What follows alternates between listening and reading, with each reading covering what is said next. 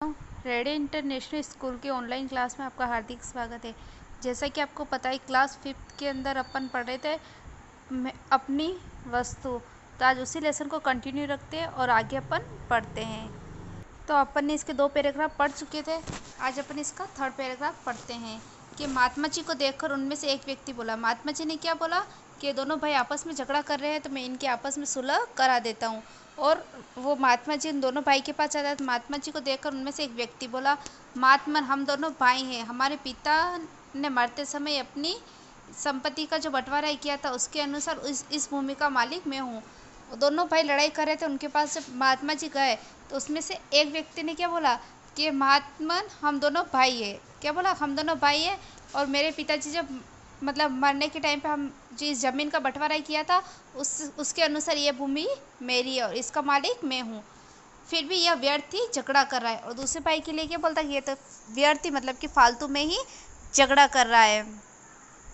दूसरा व्यक्ति तत्काल चिल्ला उठा। जब पहले व्यक्ति ने ऐसे बोला ना कि यह भूमि मेरी है, मेरे पिताजी ने मरते टाइम मेरे बंटवारा किया था तो इसका मालिक मैं हूँ, तो ये बात सुनकर दूसरा एकदम चिल्ला के उठा, महाराज ये बिल्कुल झूठ बोल रहा है। उसने क्या बोला दूसरे ने कि ये बिल्कुल झूठ बोल रहा है, यह भूमि इसके भाग में नहीं है बल्कि मेरे भाग में। उसने क्या बोला कि ये भूमि इसके भाग में नहीं बल्कि मेरे भाग में, इसलिए मैं इसका असली मालिक हूँ। उसने क्या बोला, ये भूमि इसके भाग में नहीं जाती है बल्कि मेरे भाग में जाती है, इसलिए मैं इस भूमि का असली मालिक मैं हूँ।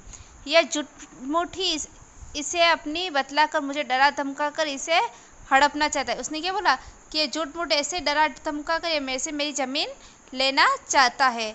तो किस प्रकार दोनों भाई लड़ाई झगड़ा कर रहे थे ज़मीन के लिए, ये मेरी है मेरी है। और महात्मा जी वहाँ से गुजरते वो उनको देखते और वो सोचते कि मैं इन दोनों को आपस में सुलह करूँ।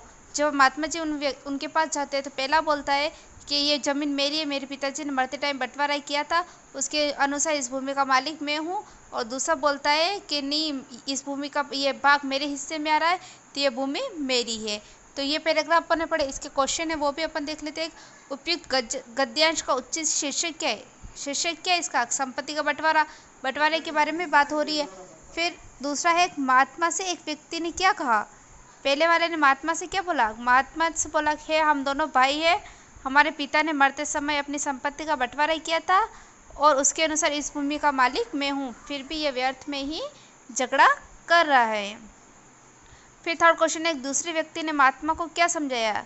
दूसरे भाई ने महात्मा को क्या समझाया? महात्मा ये झूठ बोल रहा है। क्या बोला उसने? ये झूठ बोल रहा है, ज़मीन मेरे हिस्से में आती है, ये मुझे डरा धमका कर इसे हड़पना चाहता है। तो हड़पना शब्द का आशय क्या होता है? हड़पना का मतलब क्या होता है कि मतलब कि बल प्रयोग कर से या डरा धमका कर किसी वस्तु पर अपना अधिकार जमाना या उससे उस वस्तु को छीनना, तो इसका मतलब था हड़पना।